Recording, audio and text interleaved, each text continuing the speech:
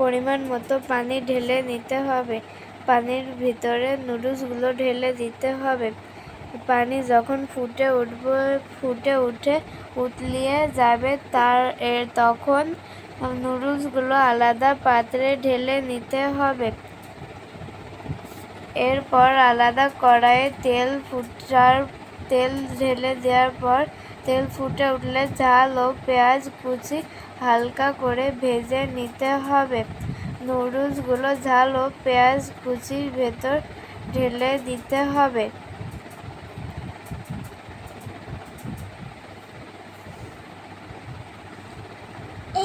হালকা করে নেড়ে দিতে হবে।